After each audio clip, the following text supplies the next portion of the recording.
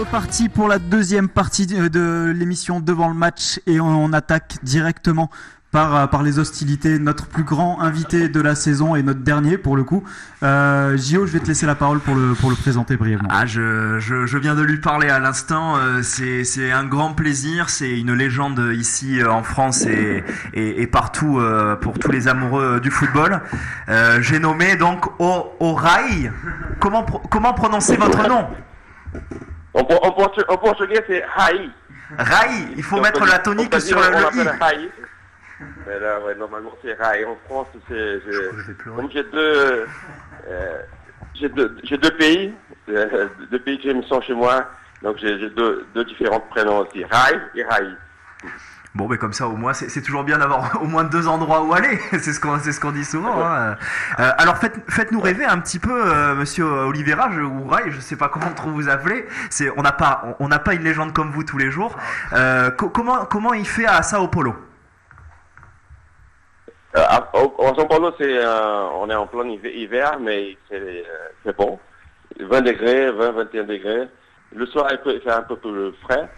Mais plus on va au nord du Brésil, c'est le contraire de la France, plus de l'Europe. Plus on va au nord, plus c'est chaud. Donc il y en a à certains endroits du Brésil qu'il n'y a pas vraiment d'hiver. Et ici à São Paulo, c'est un peu plus frais. Même là pendant l'hiver, il fait 20 degrés, il fait beau. On est bien. Ouais. Alors nous sommes évidemment ravis de vous accueillir ce soir dans l'émission pour l'empreinte que vous avez laissée dans le football d'une part, mais aussi nous sommes là pour parler de votre après-carrière et de votre association, de votre fondation pour les jeunes des favelas, pour leur donner d'autres horizons. Est-ce que vous pourriez nous parler un petit peu plus de ce projet, comment il est né?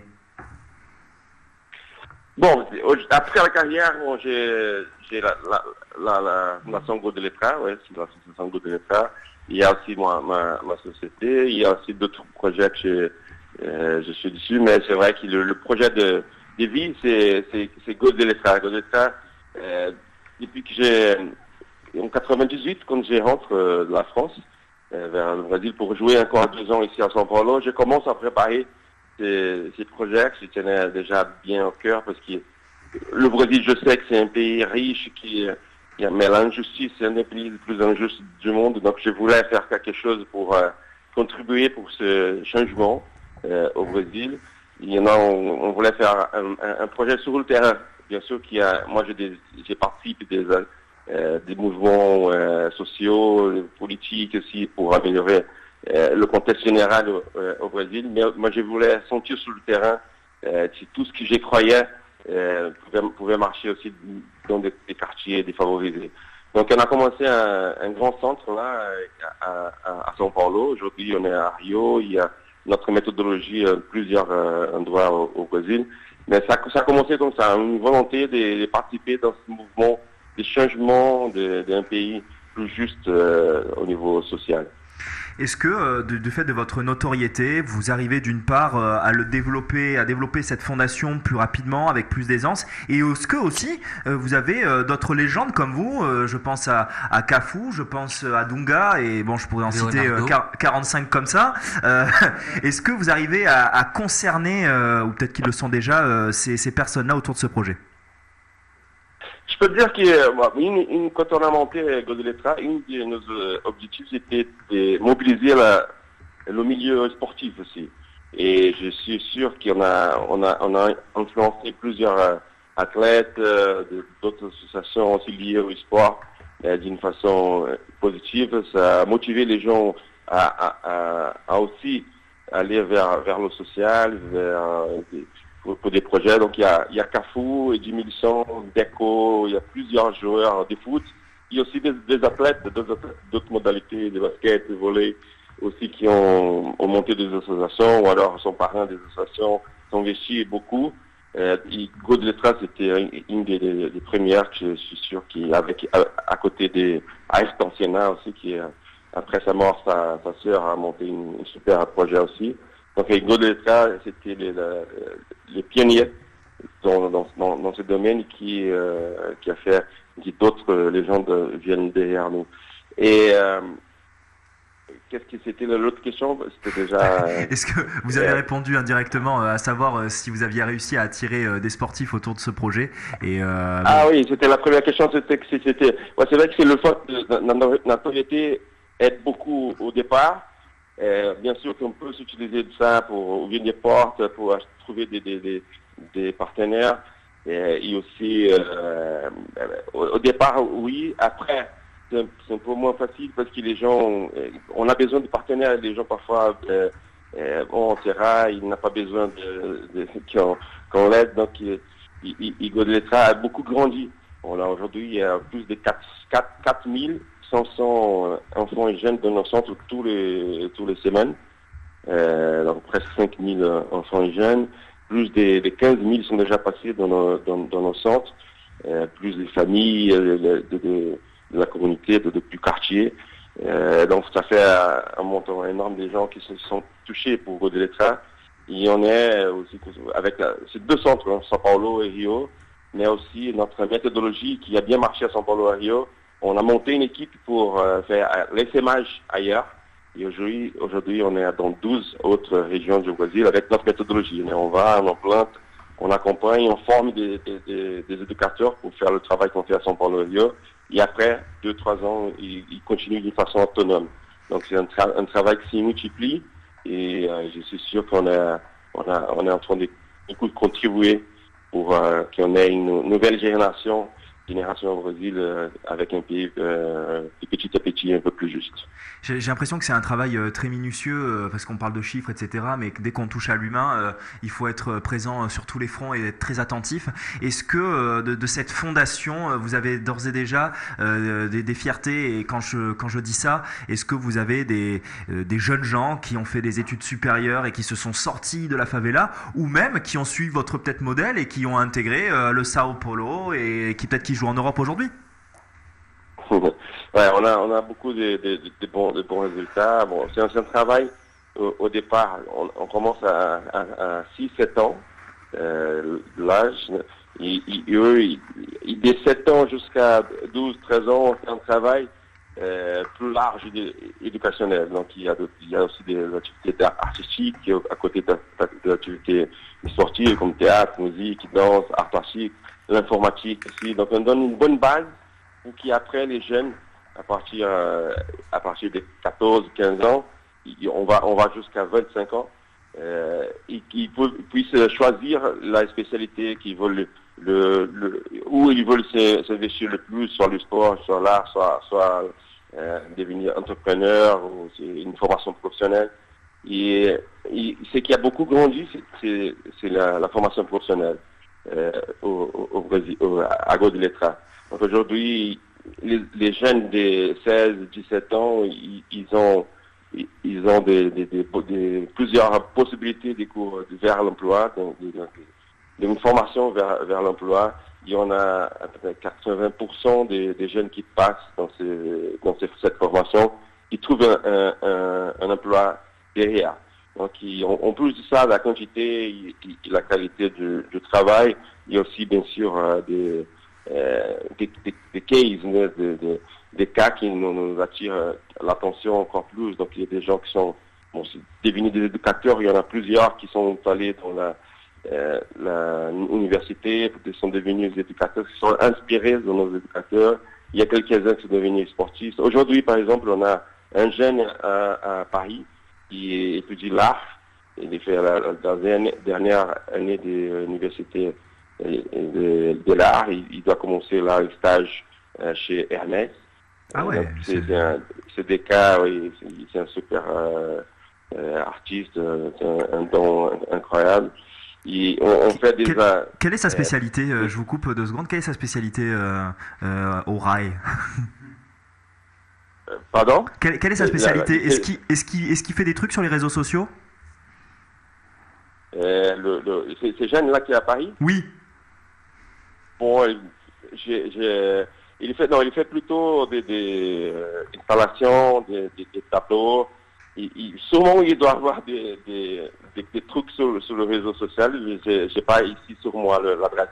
Mais je peux vous passer après. Ouais, je vais demander à Touka et on lui fera une petite pub sur nos réseaux à nous pour regarder. Ah, ça serait bien. Oui, sur Twitter et Facebook. Manu, on peut faire ça, toi qui es community manager là? Ouais. On peut carrément faire ça et carrément je suis... Bonjour Rai, excusez-moi.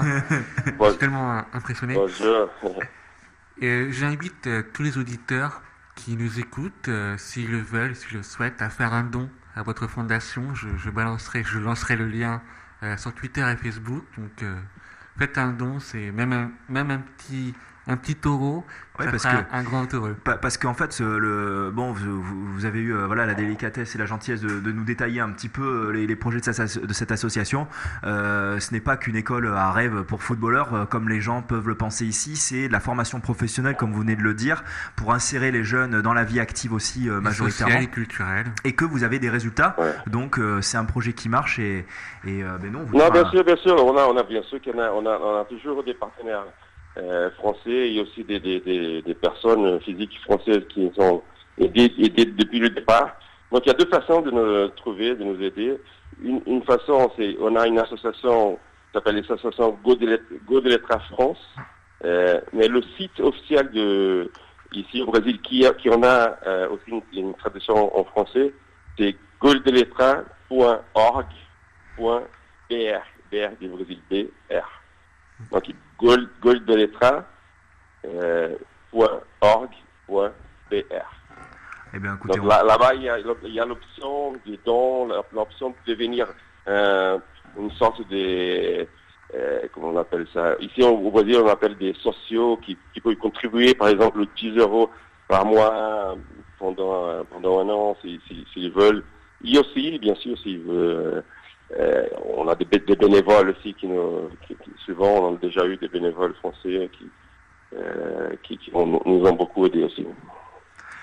on va parler aussi un petit peu de votre carrière, c'est tout normal, surtout que le Paris Saint-Germain... Manu, tu avais une question peut-être? Oui, Pardon. tout d'abord, j'ai une question d'une auditrice qui vous demande votre regard sur les Jeux Olympiques de Rio en 2014, Non, 2016.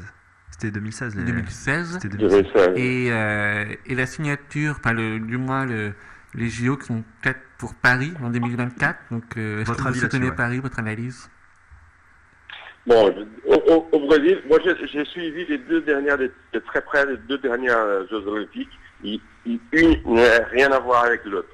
Les Jeux Olympiques de Londres, il y a eu un impact incroyable. L'héritage qui est laissé, c'était très positif. Donc j'ai fait même une émission avant les Jeux Olympiques de Rio. Moi j'ai fait une émission sur l'héritage que les Jeux ont laissé à Londres et c'était incroyable.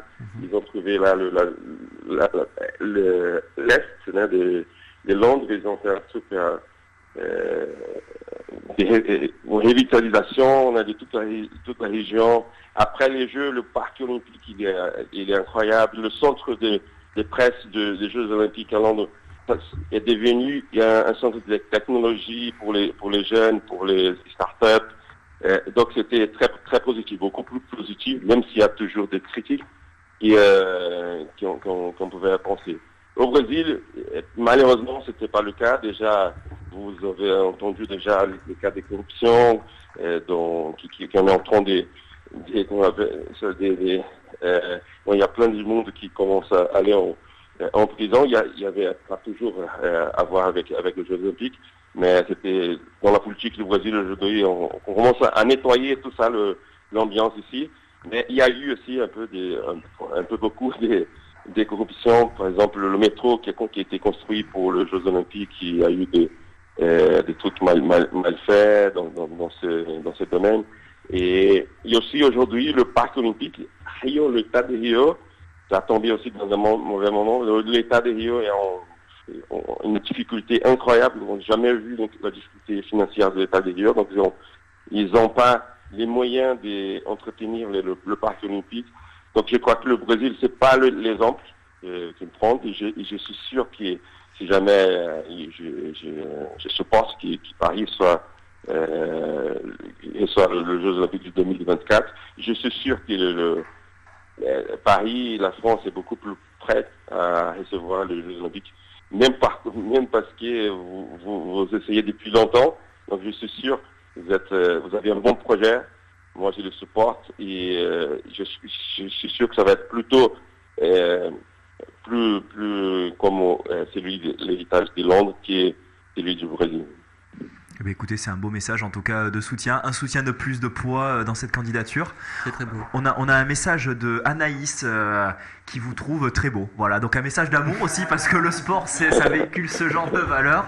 Donc elle nous dit Rai te amo ou quelque chose comme ça là. Donc vous avez voilà, des auditrices aussi. Je serai bientôt dans la région. On va revenir brièvement voilà sur. Écoute, je vais souvent en France. J'ai une fille qui habite à Paris. Moi, j'ai des amis de Bordeaux aussi. Il y a Ricardo là, qui est entraîneur à Bordeaux.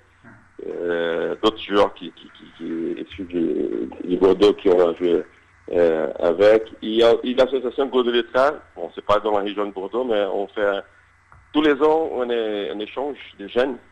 Donc c'est une opportunité aussi de rencontrer les jeunes de Godelettra pour ceux qui sont intéressés et qui veulent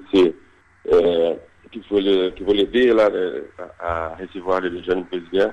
On a un projet d'échange tous les ans avec une association française superbe qui s'appelle Sport dans la ville, plutôt dans la région de Lyon, mais tous les ans il y a un groupe de jeunes brésiliens qui va faire un échange culturel, sportif, et qui ça bouleverse leur vie, ça change leur vie. C'est une super opportunité pour eux. Mais moi, je vais souvent, la région, votre région, c'est une région très, très, très belle.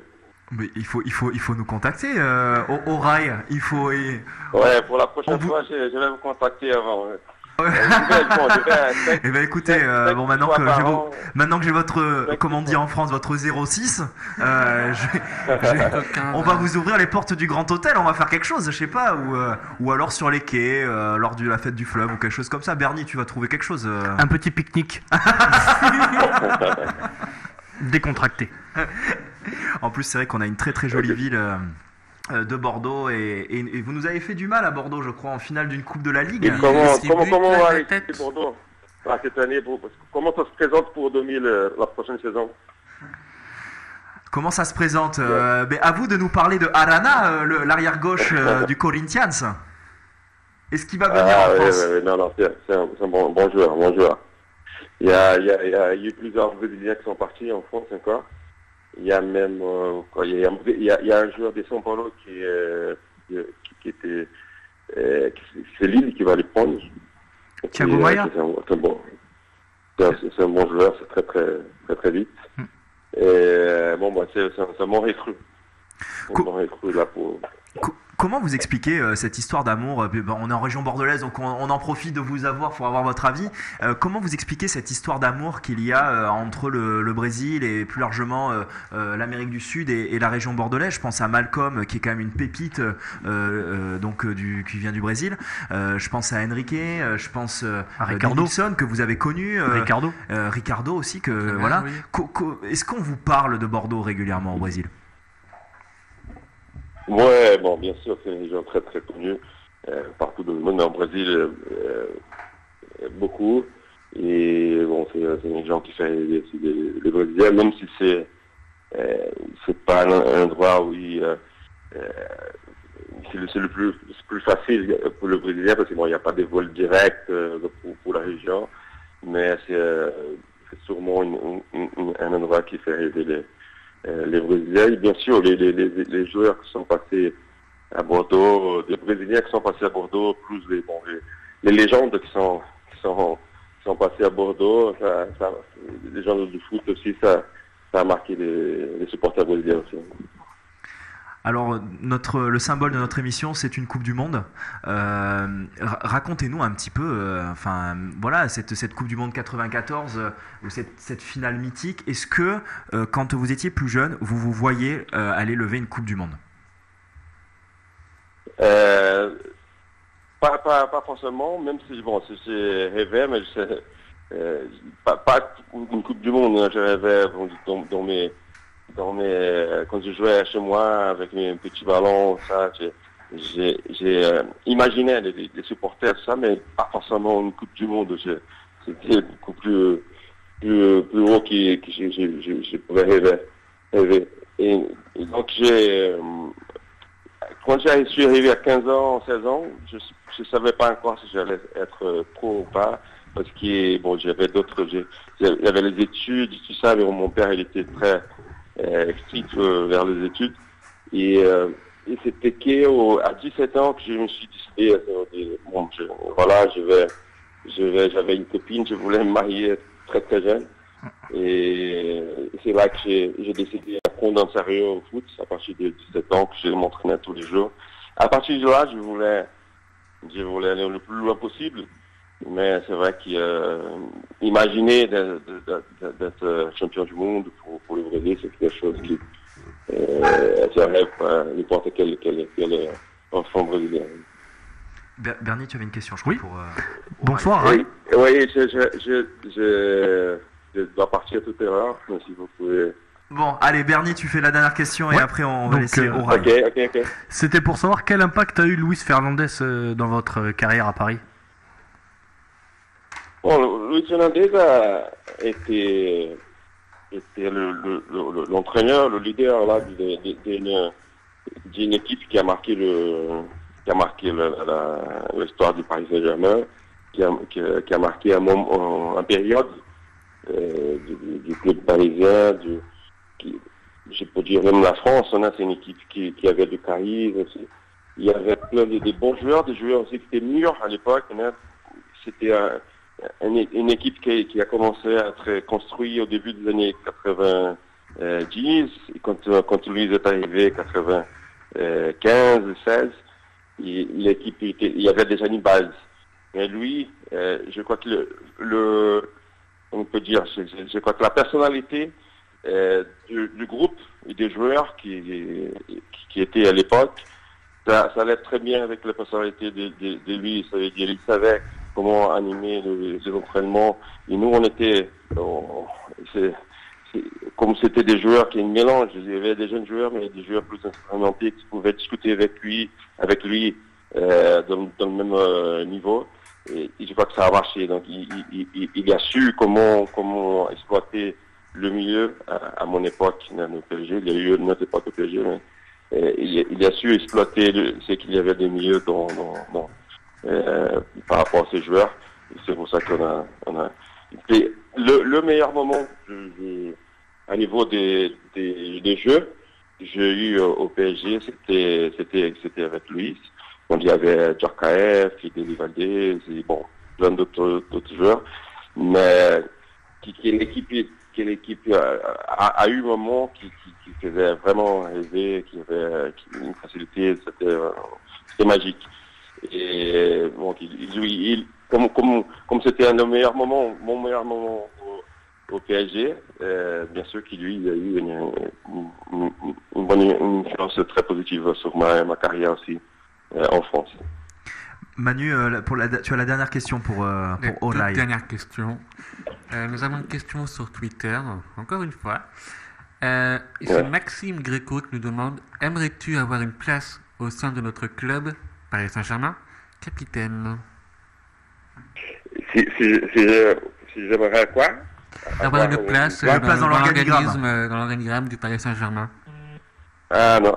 Bon, ça m'est déjà passé dans la tête. J'ai commencé un projet au Brésil, depuis j'ai plein de projets ici au Brésil. Je pense un jour revenir dans le foot, mais bon, aujourd'hui je crois que c'est plus ouvert. Hein. Bon,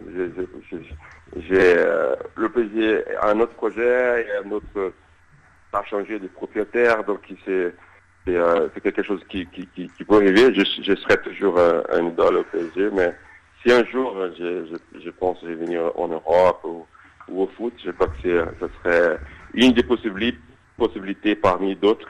Pourquoi pas Bordeaux? Eh Eh ben, écoutez, j'allais y venir. On aurait bien besoin d'un relais comme vous, donc en Amérique du Sud. Donc je profite de vos dires pour lancer un appel, et on sait qui nous écoute, au président Martin et à tout son organigramme. On a les coordonnées de Rai si vous voulez maintenant. Ok, jamais, je crois que vous devez avoir une bonne staff, technique, tout ça, mais pourquoi pas, si jamais un jour, ce serait bien sûr une région que j'aimerais, ce serait un plaisir. Eh bien écoutez, en attendant, nous sommes ravis. On va vous laisser au rail. Merci d'avoir passé ces quelques minutes, cette belle demi-heure avec nous. Je remercie aussi chaleureusement Touka, votre assistante, qui a fait le relais. Okay. Et vous savez que je parle pas bien portugais, et ça s'est quand même fait. Donc je la remercie d'avoir fait en sorte de me comprendre. Et puis je vous remercie à vous de la part de tous les auditeurs et les supporters parisiens et les autres auditeurs sur Twitter, à qui on n'a pas malheureusement pu passer la question. Merci beaucoup au Rai, et puis une bonne fin d'après-midi alors pour vous. Oui, on est en après-midi, heureusement vendredi. Et à très vite peut-être à Bordeaux. Merci. Merci beaucoup. À bientôt. À bientôt. Au Bon, Manu, c'est jouissif. Et tout d'abord, je voudrais aussi faire des petits remerciements quand même. Ouais. Remercier le Paris Saint-Germain PSG Direct sur Facebook, le Team Live PSG sur Facebook, Girondin Analyse, nos grands copains. Ouais. Culture PSG, grosse structure de Paris Saint-Germain sur Twitter. Le community manager aussi du Paris Saint-Germain qui m'a aiguillé. Donc merci à vous les gars, vous nous avez bien relayés, donc c'était vraiment super. Ouais. Et vous avez permis aussi à des supporters du Paris Saint-Germain de réentendre la légende Rai. Rai. J'ai vu quelques réactions sur Twitter, que des auditeurs très contents d'avoir Rai en direct. Voilà. il y a de quoi. Il y a de quoi un peu. Je pense que, on est très satisfait en tout cas de cette interview-là. C'est une énorme chance qu'on a eu de pouvoir l'interviewer. Et beaucoup de chance de l'avoir eu, parce que c'est pas simple. Ça paraît quand on a le produit fini comme ça. Bien sûr. Simple d'avoir les gens, etc. Alors nous on est une petite émission, mais Pop. non, mais c'est vrai, Qu'est-ce que j'entends là ? C'est un peu le bilan, mais c'est un peu il faut être pugnace et rien lâcher. Ouais. Et messieurs, c'est toujours un plaisir c'est ça. d'arriver le vendredi soir avec ces programmations. C'est ça. Il y a dit beaucoup de choses intéressantes, notamment le fait qu'on allait partager un pique-nique ensemble. Non, mais un grand pro comme Rai, une légende comme Rai qui accepte l'interview à l'autre bout de l'Atlantique avec une petite radio entre guillemets. Mais arrêtez, on n'est pas petits. Entre guillemets, j'ai dit. Ils sont pourris tes gars. Et les gars, il a fallu que je parle portugais quand même. On a vu ça sur les mails, ça a été particulier. En tout cas, nous, c'est la dernière émission de la saison. On l'a conclue d'une manière absolument parfaite. Fantastique. Et j'espère que ça amène de très très belles émissions, parce qu'on revient de toute façon en août. Donc toutes les personnes qui nous ont écoutés ce soir, restez à l'écoute. Il y a d'autres très très belles surprises qui arrivent sur nos ondes. Et puis sur les réseaux sociaux. Et sur les réseaux sociaux. Manu, parce qu'on est dans une série en ce moment, Manu, sur les profils qui peuvent intégrer le Stade Bordelais. Oui, tout à fait. On a lancé le hashtag SBN1. Donc le Stade Bordelais en National 1. Donc on propose tous les jours un profil de joueur qui pourra intéresser le Stade Bordelais. Donc si vous avez des idées à nous soumettre, n'hésitez pas. On lira tout ça. Parce qu'on a besoin d'un deuxième club pro. Et nous leur soumettrons tout ça en live, on les invitera en studio, le directeur sportif. Voilà. Je m'en occupe. C'est ça. Et puis aux Girondins, n'hésitez pas à nous contacter aussi, puisqu'on Rai voudrait revenir dans le foot. Donc, on s'en occupe aussi. C'est ça. Juste pour rester sur les réseaux sociaux, sachez qu'on a atteint la barre des 300 sur Facebook cette semaine. C'était l'objectif fixé il y a quelques mois quand on a commencé. L'objectif au départ. Il était même à moins, on est à 200. Plus. Voilà. On est à 300 aujourd'hui. Donc c'est quand même un petit peu aussi le moment de remercier toutes les personnes qu'on a eues depuis le début de l'aventure devant le match, depuis l'émission de radio en tout cas. de tous les invités. Alors, est-ce qu'on fait toute la liste parce qu'on risque d'en oublier quelques-uns? Moi de mon côté, j'en ai un paquet. Mais... Alors la liste des invités, il y aura une vidéo sur Facebook ce soir ou demain qui va remercier tous les invités de on va faire ça comme ça. Alors, on vous invite à aller voir du coup la vidéo des invités, le remerciement des invités en tout cas qu'on a eu dans l'émission, qui nous ont permis finalement d'aller jusqu'à Rai et peut-être plus haut, on sait pas, on va voir. En tout cas, comme disaient les L5, plus haut. Cette tête, celui-là. Non, après en étant sérieux, merci à tous autour de la table, parce que quand on s'est lancé avec Benji, c'était compliqué. Merci à tous d'être venus, d'avoir adhéré aussi rapidement au projet, s'impliquer. Hein. C'est profiter, c'est le moment émotion. Et c'est que le début. Donc c'est bien, on continue. Merci à vous. Merci aux auditeurs. Merci coach. Capitaine Bernie. On était 2 il y a quelques mois avec Benji et... C'est ça, on était 2, on était très loin de se douter que dans 8 mois on allait interviewer Rai en direct à la radio. Donc, j'avais plus misé sur Zizou. Bon. Oui, c'est vrai. Mais on sait très bien que si tu as Zizou dans l'émission, tu arrêtes ta carrière. Exactement. On n'aimerait pas ça, Bernie. Exactement. Et Romain Brégerie aussi. On a envie que tu continues. Enzo Zidane, ça compte pas. Et quoique, et ça peut se faire ça. El Senior. Et attends, Enzo Zidane, ça peut se faire ça. Ah, ça serait pas mal, ouais. Tu sais, après Rai, tu peux faire Enzo Zidane. Oui, voilà. Gars, voilà une idée. Écoutez, de toute façon, il faut qu'on se fixe des objectifs pour la saison prochaine. Merci à toutes et à tous. Voilà. On revient dans un mois beaucoup plus fort avec énormément de guests en attente, parce qu'on n'a pas pu tout caler cette année avec Jean Aurel. Ouais. On a une longue liste. Il y en a des vintage, il y en a d'intéressants, il y en a des people. The people of my life. Comme disait Jackson, Michael. The people of the world. Il y a Beyoncé notamment qui... Oui, mais je t'avais dit de pas le dire. Qui hésite un peu. Mais... Je t'avais dit de pas le dire. Je suis dessus. Qu'est-ce que tu dis? Jay-Z est pas content parce que je suis dessus. Mais bon, ça c'est barrière de la langue.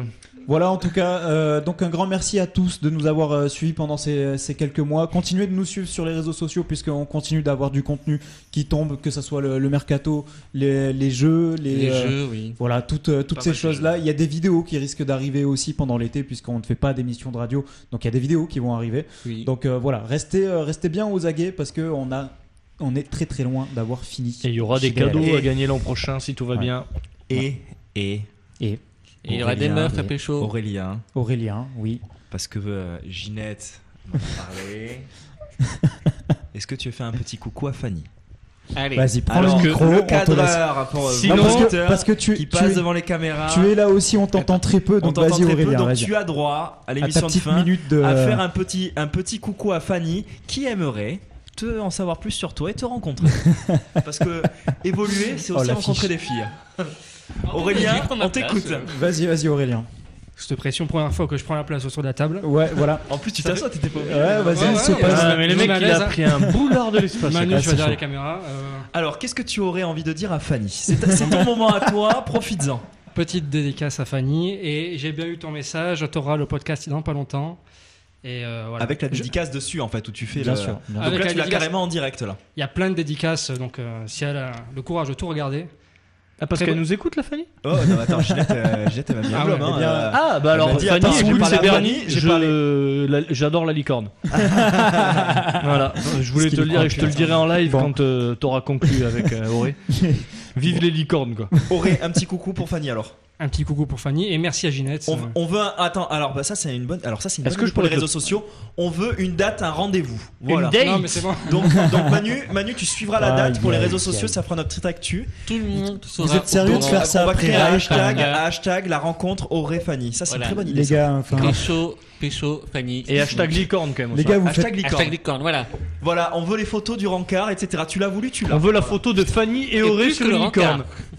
Voilà, c'est bon. Est-ce que vous êtes conscient quand même qu'on fait ce débat juste après Rai quand même? À un moment donné. Franchement, je vais vous dire un truc. Sérieux, moi, si on m'avait dit une fois dans ma vie, tu parleras à Rai, j'aurais pas cru. Oui, si, forcément. moi j'aurais dit, c'est tard quand même. Est-ce que si on t'avait dit tu auras Rai dans ta vie et derrière tu feras un débat sur Fanny, est-ce que tu aurais cru aussi? C'est ça la question, tu vois. C'est ça. C'est bon, voilà. Bon, messieurs, je pense qu'il est temps peut-être temps de s'arrêter. On est tous d'accord que c'est la dernière fois qu'il passe au micro. Oui. On avait le tabac la dernière, évidemment. Merci. Donc ouais, merci quand même. On disait merci à l'équipe. Donc ouais, merci à l'équipe, merci à Geoffrey aussi qui a été avec nous une bonne partie de la saison. Merci. Qui nous doit détourner. Et qui nous doit heureusement détourner. que son épouse a été là pour le rappeler quand Ouais, même. Merci à Geoffrey d'être là, on s'enflamme un peu. C'est Non, pas non voilà. plus le plus de l'émission, quoi. Et Alexandre aussi. Et Alexandre aussi, ouais, bien Qui sûr. est puceau. Voilà, qu'on passe, à qui on passe le bonjour. En espérant qu'il ait le bac. Voilà. Ouais. Aïe. On attend de savoir. Donc voilà, merci à tous ceux qui ont fait qu'on puisse faire ce genre Qui nous d'émission. ont supportés. Qui Et nous ont merci à supporté toi. aussi parce qu'il y en a quelques-uns. Merci à toi d'animer tout le temps, tous les vendredis avec tant de rigueur. Putain, mais c'est. Écoute, je vais chialer, donc arrêtez. Donc non, merci à tout le monde. Et puis on se dit à dans 1 ou 2 mois. Dans un mois. Ouais, dans un mois, voilà. Même genre même pas. Ouais. Voilà. Salut. Donc allez sur nos réseaux sociaux pour vous tenir au courant. On vous passe. On vous fait la bise, bien évidemment. Et puis merci encore. Passez un bon été, profitez bien. Dansez pas trop sur Despacito. Un bisou. Ouais. Poutou. C'est pour Anna qui m'écoute. Bon allez messieurs, bonne soirée à tous, bonnes vacances et puis à dans un mois. Adios. Adiós, chicos. Tudo bem?